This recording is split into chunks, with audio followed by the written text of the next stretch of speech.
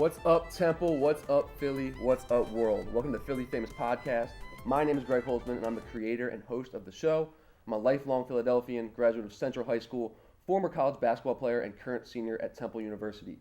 I launched the podcast nearly a year ago, and you can find the 75 plus published episodes on the Apple Podcast app, Spotify, Google Podcasts, our website at phillyfamouspodcast.com, or wherever else you get your listening in. The show highlights Philly's most dynamic creators and leaders who are doing interesting and innovative things in all areas of professional life. From the legends of our city to the next generation of up-and-comers, our guests are diverse in age, gender, race, neighborhood, and industry, ranging from entrepreneurs, athletes, musicians, politicians, doctors, and more. My guest today is a hip-hop artist, entrepreneur, and activist. He was named by Best Rapper by Philly Magazine in their annual Best of Philly issue. He has a lifestyle brand called Nice Things, which includes a clothing line, a consulting firm, a record label, and his very own IPA beer. And he has been named Philadelphia's official music ambassador by Councilman David O. Before we meet our special guest, Chill Moody, let's check out his single, Anywhere, from his new album, West Chili 2. Very important to keep the teeth sharp. As we prepare this entree, it's only right I give him a little bit of an appetizer. West Man, child. Let's go. Still hungry as them first shows, Mill Creek on a late night. Back when Valencia kept the braids tight. Should fear no man, but had stage fright. No signs of ever slowing down, a busted brake light. Cops stay patrolling, so I kept my composure, yo. Raised by the OGs, I'm Kaloja, though.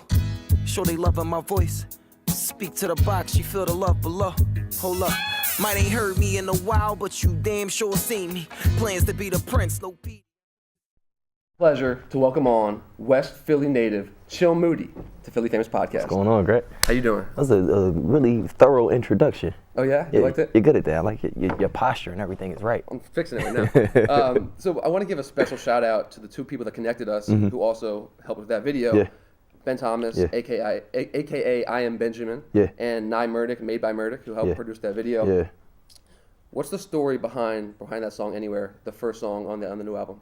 So the way I like to record my projects is when I finish the whole album, then I make the intro track. I feel like the intro should serve as like the table of contents, what you're about to get. You can't really write the table of contents before you know what the contents are. So I wrote that track once I like figured out what I was trying to tell, what story I was trying to tell in this album. And it was kind of just showing like this album, what you're about to hear is growth. What you're about to hear is me understanding what the story is, where I've come from. You know, we know the origin story, but now we know like where I'm at now from, you know, throughout the progression of it. So it was just like a way to just give you a summary of like, all right, this is what you're about to get. So what is the story?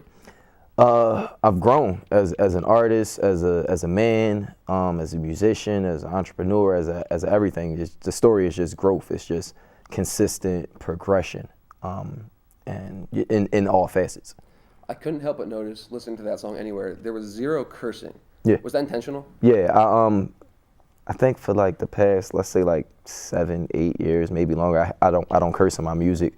I made that conscious decision for a couple reasons. One, kind of like the main reason, was my mom became like a really big fan of the music, and she started putting people on to my music at her job, and I didn't want her like being embarrassed. Like, yo, listen to my son's music; it's really good. He's doing a lot of positive things for the city or whatever. And then I'm on there, you know, dropping F-bombs and stuff like that. Like, I had my mom looking crazy, and I'm never gonna have my mom looking crazy out here. And then, but also, as the music picked up, you know, radio DJs and personalities, you know, wanted to show love. Yo, send me that new record. I want to spin it real quick. If it's a lot of vulgarity, and I got to then turn around to the engineer. Yo, somebody wants to play this record. Can you send me the clean version? They might not be in the studio. It's just a whole thing where I might miss that opportunity because I put a ceiling on what I was doing, and I'm trying to like make sure what I'm doing is timeless and ceilingless. So I've heard ruthless sound better. Ruthless. I've heard you in past interviews talk about how you used to almost lie in your music. And not almost. You did lie. A lot. Talked about shooting this person, that person, selling this and that. Everything. And then you moved on to actually speaking your truth. Mm-hmm. Why did you feel that pressure to need to lie? It was what I knew. It was. I'm a product of my environment, but I wasn't telling the story from my encounters with my environment. I was just speaking on my vantage point, but kind of putting myself into that story, and I wasn't necessarily in it. So, you know, if I'm at the Chinese store at the corner and, you know, it's about to go down out there, they'll tell me, yo, chill, you know, we about to be shooting. When I was a young boy, it's like, yo, chill, we about to be shooting, or something might be going down out here, you should go ahead, as opposed to like me being in the mix. So I was telling the story as if I was in the mix, and it was the story that's going around me, and, you know, it was what I knew, but I knew a lot more. I knew my position, and I wasn't telling that story. And my family, you know, I'll probably go back to family a lot in speaking, but they're one of the most important things, the most important thing. And they weren't really feeling the music. They were feeling it like the style, you know, oh, you can rap, but that's not you. Like, you got a full academic scholarship to college. Why are you portraying this type of guy? That's not you. You just from that. It was like, you got to start, you know, being yourself. Did you feel like you were telling other people's stories, like your friends' stories? Not necessarily just my friends, but just the story of my environment. Like, I'm from West Philly. I you know, sometimes go down out there, and, you know, that's just what I saw. And that was also like the climate of music at that time too. The music that was being accepted was that type of music. Well, do you feel like that pressure is indicative of some of the larger issues with rap culture today? 100%, because, and it's even more so because those pressures are being brought on you by the people that are signing the checks. So it's like, you know, we're not putting you out there unless you rapping like this. And if you're not pushing this stereotype or pushing this negative denotation on this or that, you're not getting none of this bank. So the pressure for sure is on you, because it's like, yo, I got a lot to kick it. I gotta tell falsities to make this money, or, you know, I'm out here broke. I can tell it's important for you to want to be different, though. And in that sense, you went the other direction. Right. There's so many good, I think there's so many good hip hop artists in Philly. Plenty. What do you think makes you different both on and off the mic? One thing that makes me different, I think, is like, I care. I'm one of those guys that say I'm doing it for Philly, and I mean that I'm doing it for Philly. I want to put my city on a map. I want to put my city on a platform, a pedestal, and I stand behind that. And I think that's one of the things that has always separated me. Like, you can just tell, like, I genuinely care, and I genuinely have pride in my city's music scene. I came up being a fan of everything Philly, and knowing that, you know, we had a very prestigious spot in music, not just hip hop, but in music, you know, with Gamblin' Huff and the things that the Roots did, and all of the studios being here, to the point where, like, you know, the Jacksons and David Ruffin and people were just traveling to Philly to record and to move here and to live here. I came up thinking, like, yo, I am in the biggest city. I'm in, you know, this is it right here. This is a mecca of music. So I became prideful in that, and I'm like, I want to continue that on. That's going to be my legacy. And you're also so much more than just an artist. When was it that you became so much more than just the music? You became a businessman, a music ambassador for the city, an activist. I mean, that was first, honestly. Like, if you just go all the way back, like, I've always wrote lyrics. You know, I can remember third grade talent shows we would perform, and, you know, we would win every week just rapping and stuff. But my thing was always, I always wanted to be more behind the scenes. Like, I started out as what I now know was like an A&R. Like, I was out there researching, finding artists, putting people on to stuff. I thrive on a cosign. I want to be able to put you onto something, and you be like, yo, this is that fire. Like, Chill put me on this. Like, I thrive on that. And so I started that way first. So, you know, my entry to, like, music as like a profession, I was like managing artists and, you know, trying to put them on and throwing shows and things like that. But I always was writing, 'cause, you know, I wrote poetry and I wrote songs for people. I wrote songs for myself, but I, you know, didn't necessarily want to be on the stage. And I just got good at the writing, and I'm like, all right, well, if this is what's going to open the door for what I'm really, really trying to do, that's what's going to have to happen. So it came first, but then when the music picked up, I was on a platform to do the stuff that I. So the music's just a vehicle. Yeah, but it's all a vehicle. In a sense, you know, the music, the beer, the philanthropy, the, you know, what you call activism and things like that. It's all a vehicle to gaining that, you know, big mogul status I want. Are there other artists out there that you maybe look up to that are doing similar things with their platform? Plenty. Will Smith, of course. If we keep it Philly for a minute, Will Smith, Black Thought, the whole Roots crew. I studied a lot of what like 50 Cent did, Ice Cube, who I think is like unsung in a lot of ways, what he was able to do. Like this guy had a song called F the Police, and then he went to do Are We There Yet? And then he did Friday, and now he owns a basketball league and is producing movies and things like that. But that all started with rap. That was his vehicle, his way to get in the door. So I studied a lot of guys that kind of went that direction, Diddy and T.I. and guys who understood it wasn't going to be just rap, but rap is going to be what's going to, facilitate change. Everything, right? Right. Why beer?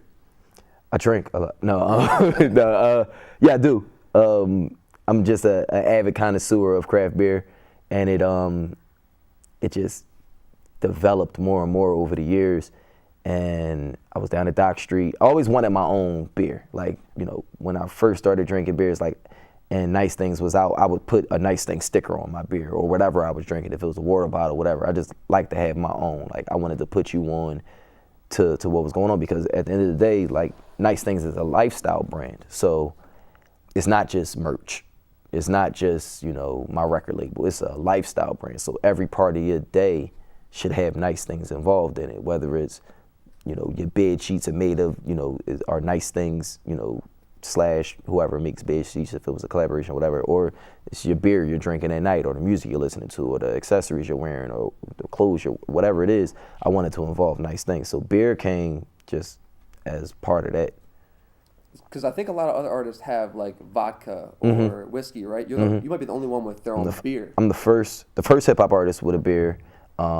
Since then, I've seen Action Bronson recently did a beer. A couple other people did a beer, but yeah, I'm the first hip hop artist with a beer. But studying them, the guys that had the vodka and the things like that, those were guys who like bought into the company. And I'm like, all right, I see that, and that's dope, but I want to like make this. Like, I want, when you drink this beer and say it tastes good, I want it to feel the same way as when you listen to that song and say this joint is fire. Like, I had a hand in that, physically. Like, I mean, literally. Like, we chopped up the pineapples and put them into the vat. You helped with that? Yeah, I helped pick up the flavor profiles. Tireless days of drinking and learning a lot about beer. For about 4 months, I was down at Dock Street basically interning and working with them on the beer, and came up with the flavor profile, picked the hops that we were going to use, all of that, and we named it Nice Things IPA. Back to music. So you're 33 now. West Chili 1 came out in 2010. So this has been a long journey of yours. Yeah. How important in this journey of yours has patience been? The most important. I don't have my I look like my book bag was right here, but on the front cover of the book that I write most of my raps in, patience. One big word, just patience over the top of it, because that's really like, it's wild you said that, because that's really like something that I just like live by. Like, you gotta be patient, like, especially since so much in this life is cyclical. It's nothing new under the sun. What has been will be again type situation. It's like, just gotta wait your time, and patience and preparation. So you gotta be ready for when it comes up. But definitely patience. Do you feel like it's your time now? Yeah, for sure. I feel like it's always been my time, but now I feel like we've come to the time where people are realizing it, where it's more than just me realizing it. So I was always ready and always prepared for when everybody else figured out, oh yeah, Chill Moody. It's like, all right, boom, here's everything. How do you feel when you see younger artists start to get pushed out on a national and global scale? I love it. Okay. Especially if they're from my city. Like, I love that. That's what it's all about. Everybody, I want to see everybody win. So I loved it. If there was a movie made about your life, what's the one scene that absolutely cannot be left out for people to fully understand really who you are? That's a good question. Not to get too like sad or morbid or anything. It would be 2 scenes, but it's something that affected me, and I didn't know how much it affected me until I got a little older. Both of my grandmothers have passed on, and I like found both of their bodies at different times in my life, and never knew how much that affected me, but also like negatively, and I had nightmares growing up all the time and things like that. But also on the other side of it, I've come to realize that like there's a reason that I was the one. You were the first on the scene both times? Both times. It's a reason that I was the one. And I feel like that's like a person's like last wish. Like I want to make sure, like, I just feel like some type of power was transferred to me, some type of like all of the knowledge that they've given me or they had given me over my life. And this was different times in my life. I think my first grandmother, I was around between like 6 and 9, and my other grandmother was 6 years ago. So these are different times in my life. But I just feel like they gave me something special, and I know for a fact like they're over me right now watching, because I was the last one, to see. It was a reason. Did you process it differently each time? Yeah, because the first time I was young, and I knew, what was going on and everything, but my mom was with me, and I just watched how she moved in it. And then the second time, I'm the only one on the scene, only one there, and I had to, call and be the strength. Both times I had to kind of be like a rock for everyone. Have you incorporated either of those experiences into your music? Yeah, for sure. I talked about it for the first time on a song called 3 Wishes that my cousin Hank McCoy produced. And I said, I found both my granny's bodies, wonder if they even knew the strength they was giving me. I see a lot of them in me. And that was the first time I ever actually even said it out loud. Like, it just came on the paper. I was like, yo, I really did. Like, I never even thought about it. But yeah, so I've incorporated it in that way, and I put them on the artwork for the song and all of that. So, from what I've noticed, there's been this cultural shift and artistic shift in Philly, where it feels like artists are believing more in the city and are staying here, and not necessarily moving to New York or LA to become big. Why do you think that is?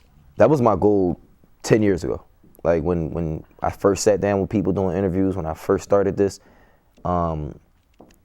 their question was, why aren't you moving to New York, or why aren't you moving to LA or Atlanta? Because Atlanta was like really, really popping. I mean, Atlanta's popping now, but that was when it first really was starting.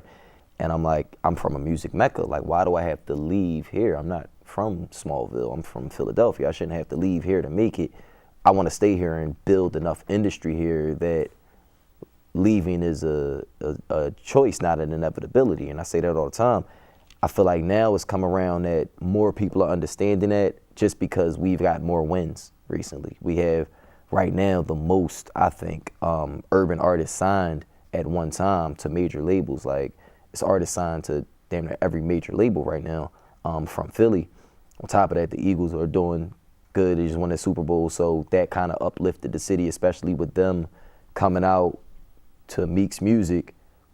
That now brings him up, and now everything that he's doing to bring people up is, is a trickle down, pull up type situation. It's the inverse of what you may think of the crabs in a barrel. So you got the crabs in a barrel where everybody's pulling them down, but you do got the crabs that's coming out and pulling some with them. So we kind of flipping around that crabs in a barrel mentality. Do the big Philly artists like a Meek, like an Uzi, have they been at all a part of your journey, or did they help the younger artists?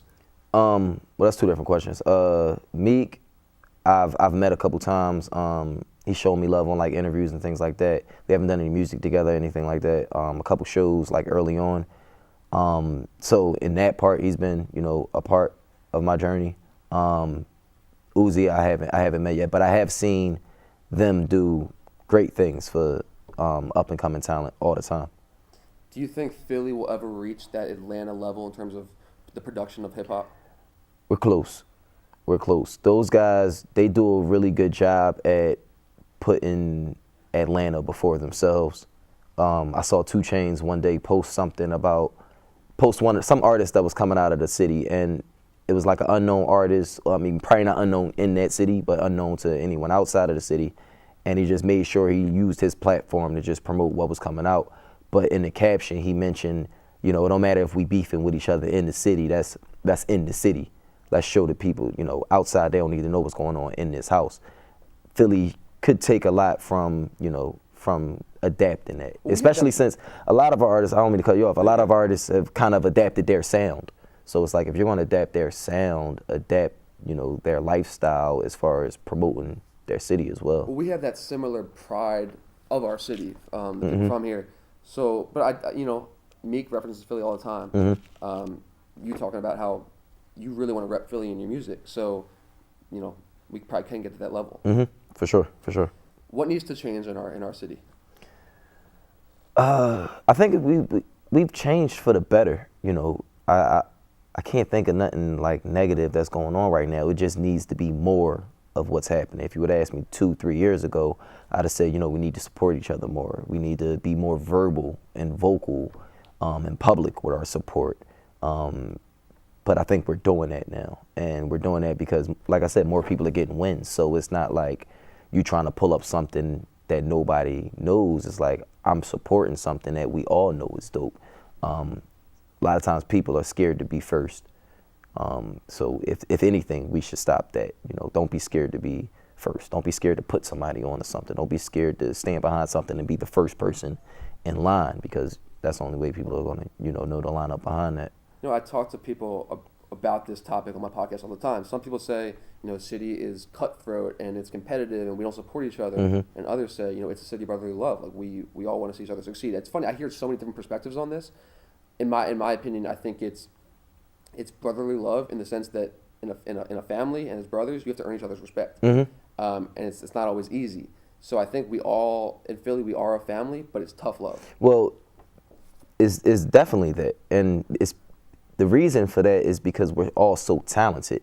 So it's like, oh, you can rap, all right, so can everyone in Philly. But what are you doing that's different? That's going to stand out. That's going to because we're so talented. It's literally if you can make it here, you can make it anywhere city, because like we booed Santa Claus. Like we don't take no nonsense here. So you gotta really be on it. So I think you gotta prove yourself to your brother, if like you say. But that makes a lot of sense. How has the city helped to shape you as a man? It's taught me a lot. Just everything that I am is Philly. The man I've become is because of the city I grew up in. And when I travel around and I'm more aware of my surroundings because I grew up in the hood. I'm more, because of the schooling, going to a neighborhood school, and then going to like a predominantly white middle school, and then college, and just the different types of people I've been around. Philly being so diverse, it's equipped me to move around in the real world a little bit better. What well-known living or dead Philadelphian do you most admire, and why? Will Smith, for sure. Cause like I went to Overbrook. Like when you're in college, when you're in high school, they say like, they name whoever was the most famous in your high school, whoever maybe graduated from your high school. You went to Central, right? So who graduated from Central? Probably everybody. Bill Cosby. Somebody else. I was about to say Tim, but then the same thing. He actually didn't graduate, but go ahead. Word. But all right, so they say, he sat in that same seat as you. I was one of them kids that really believed that, like, Will Smith sat in this chair. Guyon Bluford sat in this chair. Will Chamberlain was in it. They in the same situations as me, and they became, icons. I could do that if I'm sitting. From where I'm sitting, I'm a step ahead to actually do that. So I always believed in that. Who was more well known at the school? Was it Will or was it Will? In my time, it was Will, and then Guyon Bluford, the first black man to go to the moon. I also went to my elementary school was named after him, and he also graduated from Overbrook. So those guys were like bigger than life to me. Favorite place to get a cheesesteak in the city? Jim's in West Philly. In West Philly? Yeah, West Philly I Jim's. know there was one in West Philly. Yeah. Is it the same owner? It's the original. It's the original? Yeah, West Philly I'm Jim's. gonna check that out. Yeah, 62nd and what's that, Collar Hill? All right, Chill. Thank you so much. No, thank you. This was a lot of fun, and I'm gonna encourage all my listeners, the audience here, to follow your music and follow your journey, and soon you're gonna be at the Grammys, whatever. Appreciate it. So again, I want to thank Chill for coming on Philly Famous Podcast Edition. This was a lot of fun. I wish you luck with your career. Again, I want to encourage all my listeners to follow his career, and thank you so much for tuning into this episode. If you liked what you saw, you can check out all the episodes at phillyfamouspodcast.com or wherever you get your listening in, iTunes, Spotify, Google Podcasts, and we're going to have many more great episodes to come on TUTV. So thank you so much.